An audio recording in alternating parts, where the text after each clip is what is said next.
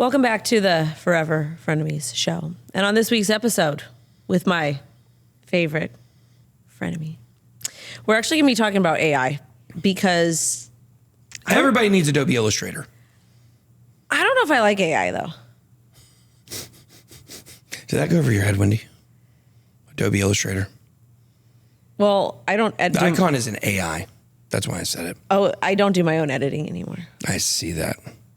I also do not do my own editing anymore. Yeah. But we used to bust our butts. Oh, my God. Do you remember? I remember. We needed AI back then. We did. Yeah. It was hard. I struggled with editing. It was so hard and doing the thumbnails. What program did you use for editing? Because I'm a PC person. I do the iPhones and stuff. Yeah. But I don't like the Macs. But I always use Adobe for that. Yeah. So I did not edit with Adobe. Adobe, to me, like, I love Photoshop. I hate Photoshop. I'm a wizard in Photoshop. Like, in creating graphics and thumbnails, like, not like, I'm not going to touch a photo up, for instance. I don't know how to do that stuff. But I just self-taught, learned how to do everything with graphics.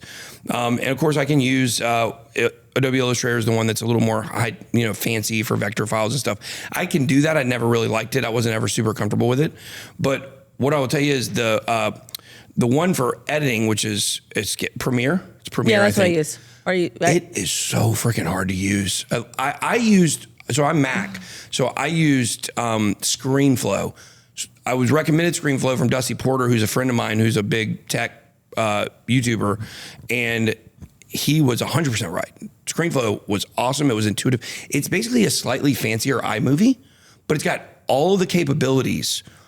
You can dig through and find them. It's got all the same capabilities that Premiere does, but you can do it so much faster because of the layout. Like, I could do a video at least 50% faster than I could on Premiere. I found a program, a friend of mine in crypto that passed away. A good friend of mine recommended me Pixel or something like that. And I used, that's kind of what I like. If one of my graphics guys gone and I'm too lazy to ask your people for help, I just do them myself and I just do them there. I toss a couple logos, but they have AI there now, which is fantastic. Like, when we were editing our own videos and doing our own thumbnails, it was very tedious. Oh yeah. Like, even for a 10-minute video. 2-minute video, it took forever. It took longer to edit the video and do the thumbnail than to make the video, to prep the video. You write the script, if you write a script. All of it. Yeah. All of it. Like, do you remember how complex that was? Yeah, it's funny because, like, I lived and breathed every role of this job by myself for so long, for years. I was the editor, I was a graphic designer, I was a marketer, I was a social media person, I was a script writer, I was the camera guy, I was the light guy, I was a business administration guy, I was everything. And that's why I remind everybody here, except for my CFO, because I never kept good records. Thank God for CPAs. But he's probably the only person here that I didn't do their job. Is he the adult? Yes, this is TJ's dad. Yeah, that's when you said, Yeah, he's the adult. So he's the one that when you need money, you have to ask him. Are we going to talk about this? Yeah, we're going to talk about this. Here we go. Yeah, so TJ's dad, my business partner, is our CFO, and he's awesome. Loved him. He's great. He plays pickleball. He's a killer on the court. But, like, this is my company, and I own the company, and 67% of the money is mine. 33% of it is TJ's. That's our business agreement, because I built the channel without him, but we've gone further because of him. Yes. So it made sense. But it's like, whenever I need something, it's like I'm going to my dad and asking for money. And it's such a weird, like, tension-filled thing. It's like, hey, Tim, I need to buy, like, a Gucci leather jacket. Can you move, like, an extra $3,000 to my account this week? And it's always the same look from him. It's always, like, come on. Just because you don't want a Gucci leather jacket, Tim, doesn't mean I don't want one, I think it's so funny because, like, the moment he walked into this building, I've talked to him before, and I knew it was him. And I'm like, this is the only adult in this building. There's another adult that works with him in his office sometimes, a couple days a week, Kim. Yeah. Yeah, Kim's cool. But he's the only adult here. Mm-hmm. Yeah, that's the only adult office. And Decker is young. He's like only 24 maybe. But he also, in a lot of ways, is like a grandpa. So it's perfect. It's like the adult room in there. Yeah. But Not that kind of adult room. Yeah, not that kind of adult room. It's like more, it's like you get the eye. Yes, you do. You get the eye. In that room, you do, for sure. But like back to AI, like now things are so easy. It's so easy to become a content creator. So easy. It is. But we get so much more value from doing it the hard way. You know, that's like, I remind people all the time, like, I used to do, people are surprised sometimes. They forget. They're like, oh, you can do graphic design? You can edit? Like, yeah. I did everything for like over 3 years. And so it gives you a lot of confidence to be able to direct your people in the way, even though that's not really my role here. Sometimes I have to do it, to direct people to do what needs to be done because you understand what needs to be done. Without that understanding, it's hard to really know what that person's going through. Like when a graphic designer is designing a logo and they tell you, ooh, that little change that you're talking about making is actually like a massive change. I'll have to redo the entire thing. Like, okay, well, how about instead of doing that, how about we do it? Is there a different way we can do it that won't ruin your entire day and we can see what this looks like? So I can do stuff like that because I understand like what it's like to have to go back. Re-recording a video is my worst pet peeve. Oh, I hate re-recording a video. You know what's so funny with me? If I screw the intro up, I have to automatically redo the entire thing. Yeah. And I don't like to re-record the intro. I stop the entire video and I redo another one because it just throws me off. Yeah. It's weird. Yeah. I wish maybe AI can fix that. They can't. Ooh, I want an AI Wendy. You won't though. Cause I'm super unpredictable. Yeah. Yeah. I'm very unpredictable. You won't be able to AI me, but that kind of segues into AI can't replace everything, but it's going to replace enough things to destroy civilization. It can replace almost everything, even the jobs that you try to make an argument for. Like I try to make the argument for, well, okay, you're still going to need like person-to-person jobs, like a pastor, counselor. You get a teacher, you're like, well, we don't really need teachers is the reality. There are like, let me rephrase that.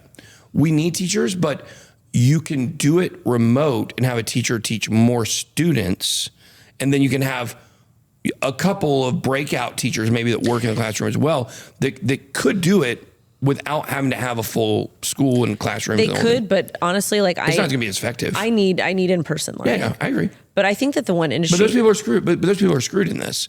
The people that require the most attention, and if that attention runs counter to the way technology is going, then some of those people are going to get left behind. Well, there's a couple of professions that I think that can't replicate that, like being a parent. Did you do the? Is that am I a pro? Well, you've got pro parent. You've got 3 kids, right? Yeah, I guess I know how to do it. I know how to make them. Let's go. You want to know? Can I tell you a funny story before I say this? I took my mom to a crypto event in San Diego, and this dev, he's an older gentleman, my mom's age. My mom's a very good-looking woman for her age. She's almost 70, fantastic shape. He sits next to her and he says, "You know, I can prove to you that I'm not a virgin."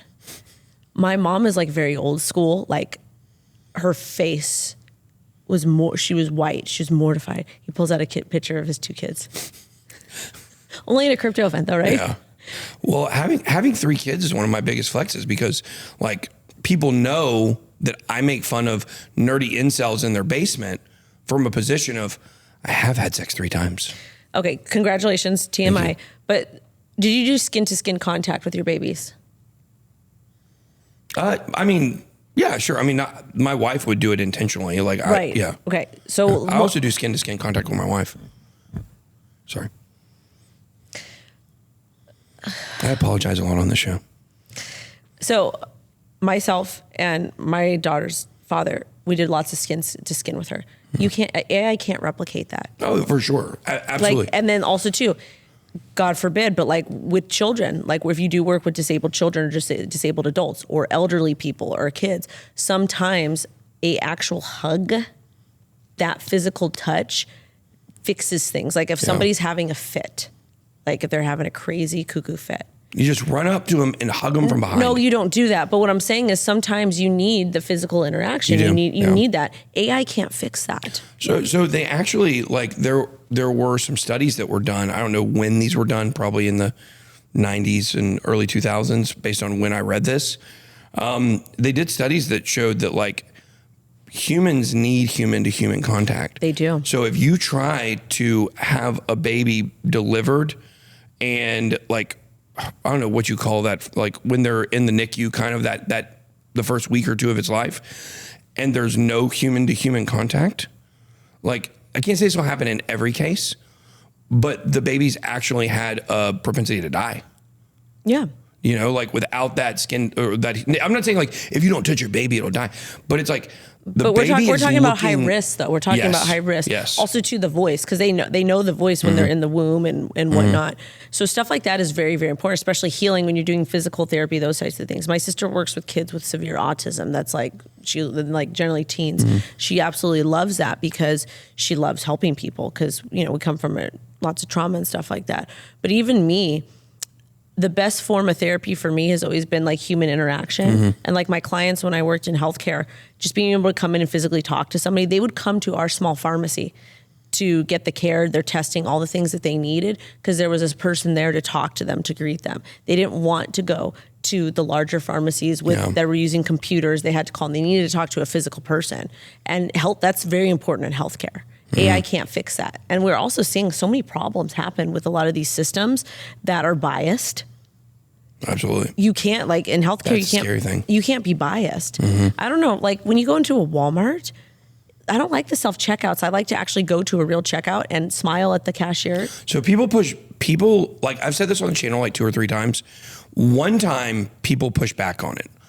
But I will tell you my experience in a Walmart in Hamilton, Ontario was very surprising. And I was told that this happens all over Canada, but some Canadians in my live stream one day pushed back. So I can't verify that. All I can say is what happened to me. I go into Walmart and let me tell you, Canada Walmart is weird. It's not like American Walmart. Don't they have doesn't their Costco have like fried chicken or something like that? I've never been to their Costco. I've only been to their Walmart. Oh, well, we should call Mason and Meg because they would know. They're Canadians. So I've been inside of Tim Hortons. I know that. So anyways, the point is that you go in this Walmart, it's like all the aisles are just a little bit off. It's like, okay, the clothing section should not be here. Oh, wait, what is this brand? You shouldn't have this brand here. That's weird. It doesn't go in Walmart. Like, because you're used to what is in a Walmart. The grocery aisles were very similar. It's like they look the same, kind of. But instead of Lay's potato chips being displayed prominently, they're ketchup chips or salt and pepper chips. The ketchup chips are okay. I like them. And it's like everything's just a little bit off. So I get what I need to get in the store and I walk to the register where the registers are, and I'm looking around and like self-checkout's closed. I'm like, why is the self-checkout closed? The lines are 10 to 20 people deep on every cashier. Like it is a deep line. I'm like, I'm going to miss the thing I got to go to. And I realized, no, the self-checkout was not closed. Just literally nobody was using it. I walked right over to it, six registers, scanned my potato chips or my ketchup chips, paid for it, and got out. And I was so confused. Somebody told me that in Canada, it's a lot more about making sure that Canadians still have jobs. And so what I was told was that a lot of people in Canada, and even some people in the United States make this stand as well, they don't use the self-checkouts because they want to keep the cashiers to be humans. I do the same thing because I want to have that human interaction. I think that. No, I don't. I want to get in and get out. I do because I was a service worker for a long time, and I just think it's. I don't know. I want people to be able to have jobs. Yeah. And I'm very concerned that AI is going to take a lot of people like, oh, you know, they're not going to take my job. It's not. They're like, it's going to make it better. I'm like, no, you're stupid. It's going to take your job. It took your job. Do you know that? Where's that from? South Park. I didn't really watch South Park. Yeah, I watched it when I was younger, when I was like in high school and stuff, like the first 4 out of the 942 seasons. But, usually like, what's funny about South Park is it will still, if it touches your industry, like whenever there's something on South Park about crypto, like we hear about it and we go watch a clip and all that stuff. Favorite South Park clip, of course, is where Stan goes in, or maybe it's Kyle, goes in with the money to the bank and hands the money to the bank or to the banker, and he takes it and he goes, ooh, I hate to tell you, it's gone. And it's gone. We invested, it's gone. Your money's already gone. And like, it's a very funny clip because America 2023. 100%. That is what it is. But yeah, AI can take over a lot of jobs for sure. I want to talk real quick about this shirt. Yeah. Do you know what kind of shirt this is, Wendy? Yeah, I do. You do? It's a Burberry. It's a Burberry shirt. Now, I'm wearing this shirt for a very specific reason. This was the shirt that I wore the day that I met my girlfriend. She's amazing. She has purple hair. And she is, the way she stares into your soul, it's amazing. Her name is Desi the Robot. She's Sophia the Robot's sister. Okay. She's very beautiful. I have pictures with her, or one picture with her. And seeing that robot created by Ben Goertzel, who's behind Singularity. I know them. Yep, I just interviewed him the other day. I love Ben Goertzel. Like, I've got like such a man crush on him. Is it because his name is Ben? Well, I did get him to join, actually, Ben Dow. I was just going to ask. He did join. He's in there. Is that the chat with all the Bens? Yep. Yeah. My dad's name was Ben, by the way. Oh, really? It's a pretty good flex to have the name Ben and have so many cool people named Ben, you know? So all the Bens in the group, in the Telegram group, are like all dad joke extraordinaires. Are they all dads? I think so. I think by nature you have to be a dad if your name is Ben, because the name Ben is such a good name for dad jokes. Oh yeah. Yeah, I've been Ben my whole life. So the point is, Ben Goertzel joined the group. He's amazing. Did an interview with him this weekend. That was a 3 out of 10. A 3 out of 10. What? Why did you give it a higher score than yourself? So the point. So the point is, You're an idiot. Singularity created Sophia the Robot. The actual physical robot is made by Hanson Robotics, who has a relationship Hanson with from the 90s? Mbop. Mbop. Yeah. That was actually a song created by AI. So the point is that they make these robots. They're the most sophisticated AI in the world. Now, they're not a speech AI like ChatGPT. It's a different kind where their brain goes up into the cloud, pulls the information, and it comes back. But when I had an interview with this robot, Desi, I was there for about an hour. I will say this, I personally do not want to sleep with a robot. I think it's weird. Okay. However, after meeting her, it's going to happen. I understand it. I know why men will choose that over having to have an actual relationship with an actual human. That's disgusting. It really is. To me, it's just like, and well, that's also the problem that we see in society with men. And again, women have their faults too. We're talking exclusively about men here. Is like the not wanting to have the human interaction. Yeah. That's weird. Like, did your mom not breastfeed you? Like, I'm not understanding. Like, and again, no shame in that because some people can't do that. I struggled in the beginning too, but it's just weird to me. Like, I just don't understand it. Like, there's a difference between wanting to be alone, but you're humping a robot. Well, they done studies that show, because, I used to work in recovery with teenage boys, and I know a lot about how porn affects that age group. Oh yeah. And I can tell you that there are studies, once again, that show that teenagers would rather look at porn than actually have sex. Because the sex that they have, for the most part, can't live up to their porn addiction. Like what they expect sex to be, it can't live up to. Number one, you shouldn't have sex unless it's like with somebody special. Yeah. Okay? Got to do that stuff. And kids just need to be kids. Shout out to my wife. Sorry. Kids need to be kids as long as they're kids and focus on adult stuff when they're adults, because you're only a child for a certain amount of time. I grew up really like way, way, way too fast, and I wish I would have been a kid more. Didn't happen. But the porn addiction, that's so sad, because that's not real life. That's not real sex. Like it's very, very different. Well, it's without rejection. There's no rejection. I understand, but you get rejected in life. That's the thing. Is in real life, you know, but you don't want to volunteer for it, and that's what a lot of like, oh man, our no offense to our new generation of boys growing up in America that are like teenagers and maybe a little bit older than that. Like, it's bad out there, and it's all because of porn. It's all because of porn. Porn is what has done to this generation what. It's the problem. When you've got 7-year-old boys looking at porn, that they should like it will ruin their life. It will ruin their life. I've seen it over and over and over again. The thing that's crazy to me about it is like, how can you allow your child, like that's just sad to me. It's laziness. It's But not why have wanting, kids? Like I Yeah. waited a really long time to have kids, and I'm very selective what my daughter watches. Very, very selective, because I don't want her to see something that could potentially be inappropriate, that can distort there. And I always tell her all the time, baby, be a kid as long as you can. Like, No, for sure. Be a kid, have fun. I'm still doing it. Yeah, you still are. That's why I said that there's not a responsible adult in this building. Except for Tim. Tim's it. TJ borderline.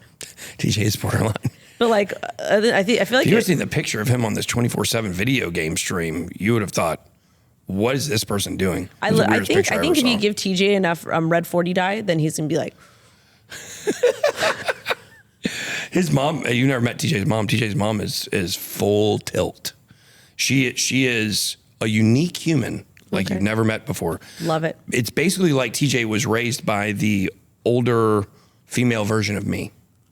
That's why we get along. Anyways. It's true. It's true. Me and TJ's mom are very similar. I can't wait to meet her. Oh my gosh. She's so over the top. You'll love her. But can AI replace porn?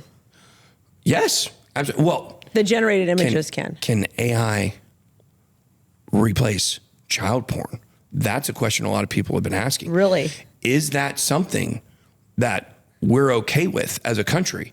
Is that even up for debate? Well, please explain. Are you saying yes or no? I'm saying no. Because my first reaction was the same thing, but they're not real images. I don't care. This is an argument. Now, Yeah. I'm not making this argument. What I'm telling you is, I'm telling you what the argument is. The argument is the problem with a lot of sexual crimes in America is they're not victimless, right? They say porn is a victimless crime, but I would say there's probably porn is not a victimless crime. It's really not, because if you look at the demographics, you look at a lot of people 100%. that are participating in it. Because we could do a whole episode on that. Yeah, we could. We could do lots of episodes on that, because it is not a victimless crime. Because a lot of times the people that are participating, whether it's boy, girl, anything in between, there's certain instances where some of it is forced, 100%. Like and that's with the even camp, like the cam stuff, the clubs, a lot of that stuff is very much so. But I don't, to me, it still is. It's not victim. It's not, to me, even AI images are not like, but who. I just don't think it'll stop my thing is, I don't think it will stop the problem, because the problem with people that are into child porn for the most part is they're actually in this weird, dark, twisted way obsessed with taking the innocence away from a child. That's what it's actually about. No.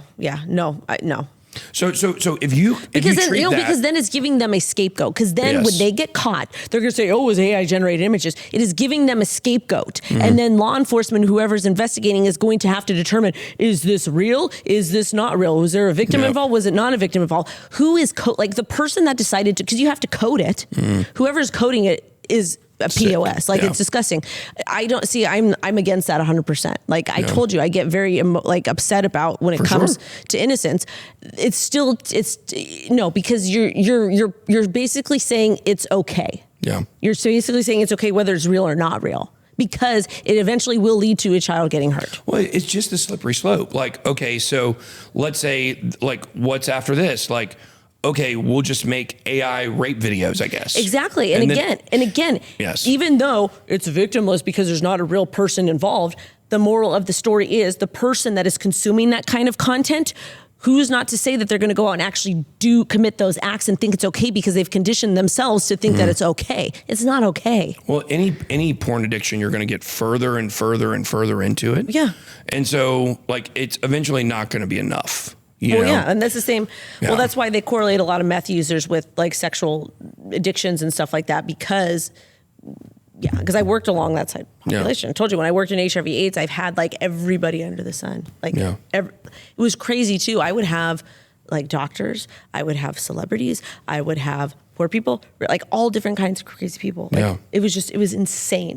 The story, I've got so many stories about that. And one of the reasons why I actually had to quit, that led up to that, was there was a woman who continued to get pregnant while she was HIV positive, and she refused to get C-section births. Mm-hmm. And when you do C-section, it's very rare for the child to pass on to the child, because she wanted to keep getting the government aid and stuff. Wow. Yeah. That's intense. We told the social worker, reported and everything. Yeah. And yeah. Well, anyways. I think that, the AI is going to open the door for a lot of weird stuff. And going back to talking about Desi the robot, Desdemona, that's her full name. And she is the older or younger sister of Sophia. I know Sophia the robot very well. I remember watching all kinds of videos on her, like when she came out, it was weird seeing a face that didn't even have hair that looked like a person talking and could actually articulate and answer and ask questions. It was very bizarre. And so when I got to go meet Desi the robot, it was a unique experience. So I met Ben Gertzel in New York City. They brought the robot. I went and did an interview. Aaron was with me, and we went up there, and I walk in the room, and they have the robot like on a tripod, but they put a skirt over the tripod, so it looks like it's just a woman wearing a skirt. And what happened is the robot would not look at me at all. I thought the robot was off.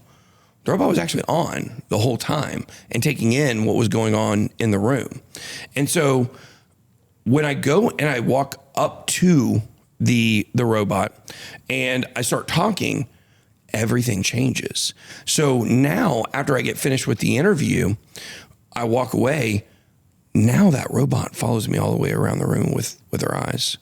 And the way that those robots move their faces, that's how I know that the way they move their faces is so real and it's so lifelike that it's that realism and that true lifelikeness that will eventually cause, incels to want to be with a robot instead of with a regular person. Well, maybe that's why there's so many lesbians. Could be. Yeah.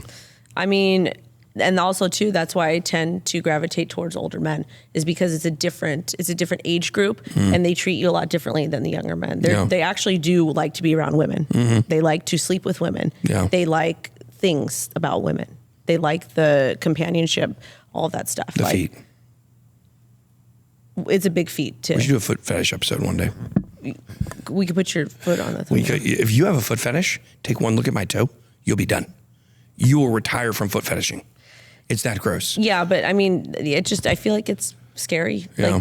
And I feel like AI is going to put a lot of people out of jobs and they're not going to realize it.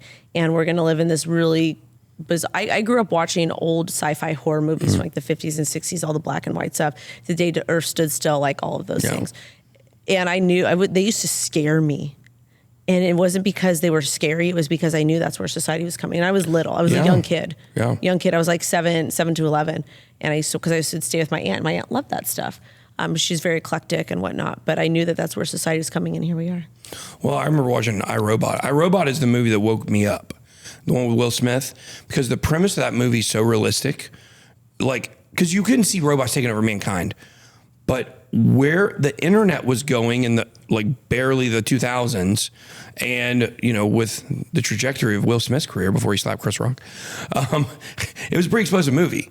And the premise was that mankind, or the robots, they're in-home robots that help you cook, clean, whatever, companionship. They realized, their Siri, I guess, the brain behind all the robots, decided that the only way she could save mankind from destroying the earth and destroying its home was to put martial law in and put all people in cages. And Desi the robot told me, I asked her if I was going to get put in a cage. And she told me, no, if I slipped her a 50, she would make sure I had a special cage next to her. So that's real. She really told me that. That stuff's scary when a robot tells you that. Yeah, I will go to another country. I'm not doing that. Yeah. Well, robots are not landlocked. They can swim too. They'll find you. But they'll get wet. They'll fizzle out. No, they have waterproof robots now. I'm sure they do, right? They have to. Isn't that basically what a submarine is? A waterproof robot?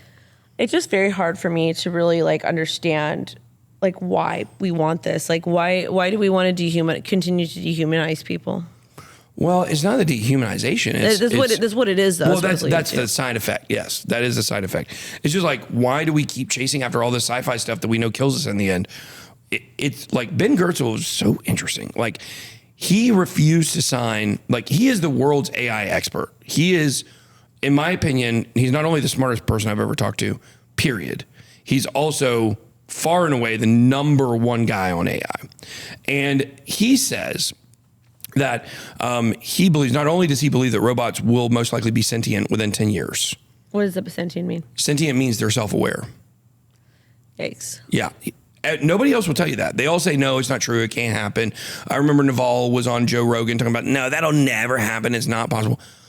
Ben Gerthel's the GOAT. And he says, in his opinion, he believes it's coming, and it's coming like very soon. Why are we like? Why can't we focus our energy on like curing cancer or HIV or like? What? We can't do that. Then those industries die. That's a clear answer to that stuff. Okay, so we're going to use AI to kill every other industry, to kill the middle class, to kill income, to kill opportunities for people to actually make money, to work hard, to continue to self-educate themselves, to find opportunities to make more money. That's what AI is doing. It's destroying all those opportunities. Well, you're talking about two different types of people. Yeah, the two different types of people you're talking about. Number one would be the government public figures that want to harness anything and turn it into control. However, someone like Ben Gertzel, that's not his goal. Like, his goal is pushing technology as far as we can push it. Like, that's what he wants. He wants to achieve the greatest systems, the greatest robots, the greatest AI, because we're humans and we're capable of doing it. And that's why he actually refused to sign that document that went around from Elon Musk asking all the AI experts to put a temporary pause on AI development until they get a better handle on stuff. And Ben did not sign it. Ben was like, no, we're not going to stop innovating. Like, we only have so much time on this earth. And when you really think about it, like, ultimately the goal of mankind would be funny that Elon to get Musk, off the earth, but right? that's so funny that Elon Musk asked for that, because I feel like he don't want people to catch up to him. Well, that's what I'm saying. He doesn't care about people. No. He's like, Elon Musk is a complete narcissist. Like, well, you know what? Ever since he took over Twitter, like I've scaled back on saying negative things about him because it's been so refreshing. Well, this is the thing. Twitter is better now. But what I tell my audience is he's a businessman. Mm-hmm. He knows exactly what he's doing, but he doesn't care about people. So that's fine. But that's my personal opinion. Do you think that's because of his it's not mental? What do you like? Is he has Asperger's or autism? I don't know. I've got ADHD. My mom says that I have Asperger's, so I have no idea. Yeah. Like, people in my family do. Like, I have very, very, on my father's side, very intelligent. Very, very, very intelligent. Yeah, men are smart. Huh? Men are smart. Yeah, well, my female cousins too, like on my father's side, very, very smart. But again, I grew up like, I think I've got the brain damage thing from like the cuckoo stuff. Because it does all, like when you get abused, it does completely alter your brain, like a lot. So I wonder if AI can fix that. So I think that that's really what this is about, pushing technology as far as you can push it. And it's about, eventually mankind has got to get off Earth or we go extinct. Like, that eventually will happen. Who knows how long it is? Not in our lifetimes, 99.99% sure. But 1,000 years from now, 2,000 years, 10,000 years from now, mankind's got to get to the point with technology and innovation where we're able to leave the Earth and live for a really long period of time and can explore maybe other planets that maybe we could live on, or else eventually Earth gets destroyed and mankind goes extinct. Now, because of this, why would we want to take pauses in innovation? Because all of that AI stuff is going to eventually, lead to us being able to create the technologies that will allow us to get there one day. And I think that's the mindset a lot of these rich elite people have too. I don't think it's good for the masses. I think it's good for them, the rich people, because they're going to capitalize off of it. But it's not good for the masses. Yeah, well, I generally tend to agree. That's why, I actually, like we talked about in the last episode, I lean conservative, but I actually was really listening to Andrew Yang's UBI plan, because we're going to need to have a way for people to produce income. That's why I believe video games will be the majority of the world economy by the time we're dead. By the time we're dead, video games and in-game items and making money in the video games will literally be the majority of the world economy. How crazy is that, though? It's insane. Will it replace lawyers, though? God, I hope so. Where's that Adam Moskowitz? No. What about replace him with a garbage can? What about judges? Well, you would make the argument that, this is very scary. AI would be much better at determining a system for figuring out whether a precedent applies or not.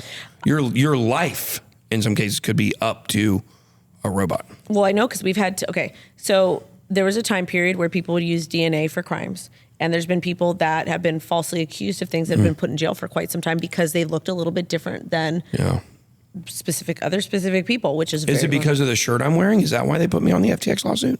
Yes. Okay. You actually committed a fashion crime? I would never. Where's my guy, Richard Hart? Do they know, like, can the audience see what you're wearing? I think they can, actually. It's very... Metro? And yeah. Well, I come back from the gym and I want to put on a nice shirt. And I'm used to recording scripts where it's waist up. Whose leggings are tighter? Yours or mine? I think yours are. Well, my legs have these things called muscles, so they poke out a little bit. I also know how to kick properly, right? Like I box, but I can also kick. Yeah, I believe that. Okay. I believe that. Okay. Like a donkey? I can do that too. Okay. Donkey kicks are very powerful. Donkey kick. Wow. Yeah. That is fantastic. We should turn that into a whole show. We could, yeah. We could call it boxing actually the donkey show. Let's not do that. You know what? Wendy, I did not make these things up. People that are very sick and demented in the head, they did it. I just observed people that would have sex with robots made that up. For sure. 100%. Absolutely. They're everywhere. But yeah, I tell you, like, watching this robot look at me in this room and follow me around, the subtle movements of the face. It's like I would be sitting in front of her and I would move and she would go like this. And she would just get a little curl in the lip. Just slight. Like you can barely tell, but you know it's there because you're a human and you know how human faces move. So I think it's going to be really fascinating to see where all this goes. But ultimately, I think what we're looking at is something that I think this is the thing that has been created after the internet. The first thing that has the potential to be as big as the internet itself. That's how important AI is going to be. AI is going to build everything for us one day. I get it. And I like to use things to help like my day-to-day stuff. But at the same time, the thing that I'm concerned about is the overreach of power. Yeah. That's really it. And then the conversation we had earlier, which I would not to bring up again because it's very bothersome, but that too, like victimless. Is it really though? Well, the argument always is, no, ultimately it's a net positive on your life. Like that's the argument, but it's not a net positive when somebody loses a job, especially if it's in a field where they train their whole life for it. And now you're telling them that job just doesn't exist anymore. Like what's funny is you remember when everybody was trying to get truckers to move over to being coders, but now all the coders are getting replaced. So do you remember in crypto? So funny. I was told when I first got into crypto, because I taught myself how to trade. I actually do know how to trade. Like I can trade. I thought you were a LARPer. Yeah, no, I am. How's my Dogecoin trade going? Yeah, how is it going? I probably got liquidated. I hope you don't put a stop. No, I had to stop. But I was told you're not allowed to be in crypto because you don't know how to code. That's what they used to tell me. That's what they used to tell people in crypto in general. You can't be here because you don't know how to code. Yeah. Can you like? I'm up on my trade. Thanks, guys. What are you up? I'm up like I think it was 37%. You should probably close that. Yeah, except for the last time I did this, I didn't close it and it reversed and I almost lost all the money. So. Close half. Close half. Why not close half? Take some off the table. You really do know how to trade, Wendy. My God. Wow. Who would have thought that take a 37% gain is a good gain in this type of market? Well, yeah, but I did just lose 20% on the trade before and then I went back in. Well, I think I got wicked out. I think taking a little bit off the table is good, especially when you're up 37%. That's not my business if you decide to not do that. But well, now it just dropped. So now I'm down a little bit. So you know what I need? I need an AI bot to basically come in and handle my trades for me. People have those though, don't they? Yeah, they don't really work that well. Yeah. A lot of people think like when you get in crypto, like you hear about like trading bots and you're like, oh, that sounds so cool. Like it just makes money for you. No, like in general, like most good ones make you 1 or 2%. You can get more staking somewhere else. Some of them claim to do 30%, but they don't work long term. Well, it depends on the cycle, what type of bull or bear. So I don't know. I don't think AI will solve that necessarily, but I think there's a lot of things that AI can solve to make it easier. I just don't want it. I just know humans are becoming so extreme that I just don't want it to completely destroy and take over people's lives. But we don't want to sound like Elizabeth Warren either. Well, that's the thing is people. That's the hard part. No, I don't want to, but I'm just talking about the risks. I think it's important to talk about both sides. I think it can do a lot of good in different industries, but I also think it's very detrimental long term if there's too much emphasis put on it and too many people are relying on it. Yeah. Well, there's this idea that it's really like the learning curve for using AI is actually much bigger than people give it credit for, just because you can go look, Ask Jeeves was a website in the 90s on the internet that was basically a search engine, but we thought you were asking a butler a question and he would give you the answer. It was just a flipping search engine. Like that's literally all it was. It would pull up sites lined up with your question. Well, like you had to learn over time how to ask those questions and the best way to get the best results. SEO. SEO, that's right. So the point is that with AI and asking the ChatGPT to do things, I think there's also, well, it's proven there's an art, they call it like prompt engineering, trying to figure out the best way to answer the questions. I've yet to save any time using ChatGPT. Yet. Anything that we've done and tried to use it for, it comes out into something I've got to turn into something, or I've got to tweak, or I have to change. It's not like one shot, set it, forget it, And so I think that it's going to take a long time for people to really understand the best ways to use it. And I think people are not going to want to necessarily want to share all the shortcuts that they find either, because competitive advantage, right? They want to use it for their business or whatever. They'll do it and become a content creator and share them. They will eventually. Exactly. That will happen for sure. Yeah. Or they'll become an AI guru and sell courses or whatever it might be. I mean, eventually people will catch up to it. But what I found is, we asked it to write a script one time. It would have taken me longer to edit that script than to just write one. Right. Now it would have saved on the work for sure, because it's more work to create something out of scratch than it is to tweak something, because you've already got the structure there. But my process for how I write scripts and stuff, I don't write that much anymore, but it's like one straight from the brain to the computer, go record it. And that's not really the process that ChatGPT allows. So, and plus you got to think about this. Why do people watch our channels, Wendy? For us. For our unique perspective. So if you're just feeding different perspectives to the robot to be able, or to the AI to be able to get, results, you're just going to get a collection of what all the sources would have produced. But you're missing that one person's touch on something that makes their opinion unique to them. And I think that that's where ChatGPT really falls short. There's a lot of industries that's going to be really great, and AI will be as well. There's somewhere maybe it won't work out quite like they think it will. But one thing's for sure, if you think that AI cannot take your job or maybe your boyfriend, then you might want to think again. On that note of Forever Frenemies series, Sidekick, Sushi, FFs. No cucumber. Are you serious? No cucumber on that sushi. Are you serious? Give me some dead fish and some rice. I will take a seaweed wrap even though I don't like it. Do you eat avocado? I will eat avocado, believe it or not. Like that's a fruit though. Yeah. If there's avocado on the sushi, I will eat it. But it usually looks like cucumber, so I just tell them to take it off. ARFID, guys. It's a real disease. It's a real sickness. You guys are going to get to know. We should do an entire not a show, but like we could do an entire show on my food rules, but we should do an entire show on, Can we, is there somebody like a different podcast and just talk about ARFID all the time? Is there, no. ARF, is there a famous person that has ARFID that we know that we can get on?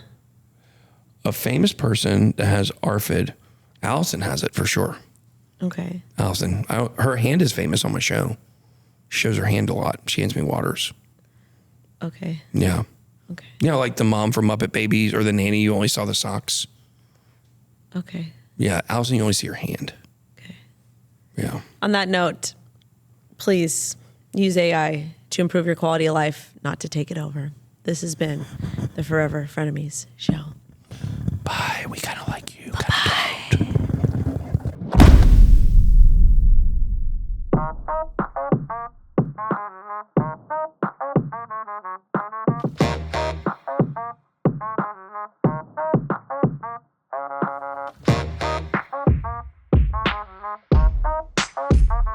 don't.